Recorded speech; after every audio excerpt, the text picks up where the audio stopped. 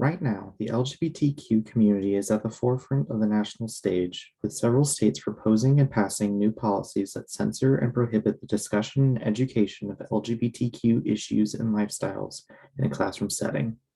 One such example is proposed policy bill Tennessee House Bill 800.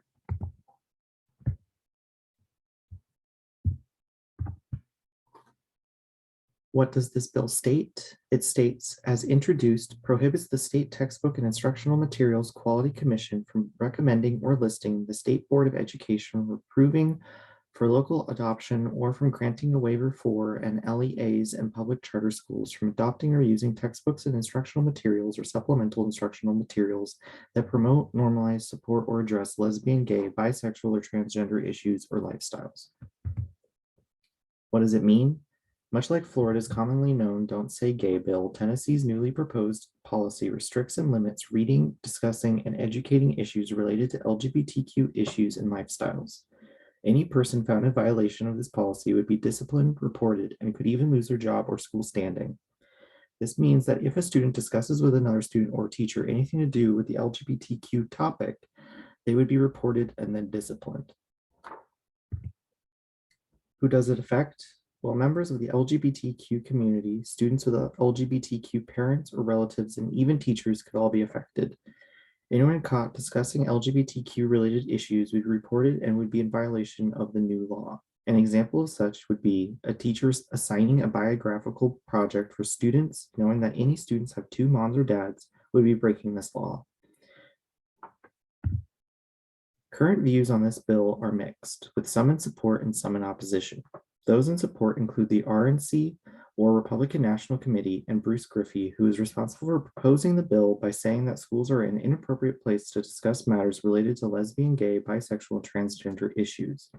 He even went further by saying that promoting LGBT issues can be offensive to students, parents, and residents with Christian values, and should therefore be placed under the same restrictions as those imposed upon teaching religious ideals in the classroom. Those in opposition include the DNC, or Democratic National Committee, and organizations such as the Tennessee Youth Coalition, which was created by two students, Milana Kumar and Selena Shamsuddin, in order to form a coalition to campaign against House bills like that of House Bill 800. Milana and Selena argue that Tennessee schools should prepare students to enter the world as adults who can both consider and critique a variety of viewpoints. Others in opposition argue that this policy would only do more harm than good and most definitely would lead to a higher suicide rate amongst LGBTQ youth. Who are the financial backers of this proposed policy? Currently, it is unknown who is financially supporting this bill. However, it is known that Bruce Griffey, along with two other representatives, are the ones responsible for sponsoring this bill and could also therefore be financially backing it as well.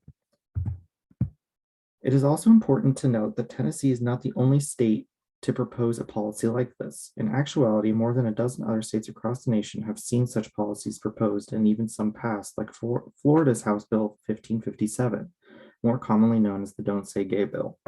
Each of these policies share a similar goal of protecting youth from harmful material that may negatively impact their development. With all this being said, some might ask what steps can be taken now. Well, no matter if you support or oppose this bill, you can help support your chosen side by sharing your views and opinions with friends, family, and even social media. You can contact your state representatives and other members of government to share with them your views and beliefs and to even gain a better understanding of how they stand on the issue. Ultimately, however, it comes down to you to show your support or opposition to this policy or any other policy for that matter. This country was built, after all, on the principle of democracy. If only a certain few voices are being heard, then our democracy is truly not working the way it was intended. Thank you for watching, and I hope you take what you learned today to heart and use it to get involved in matters that affect not only you, but the community around you as well.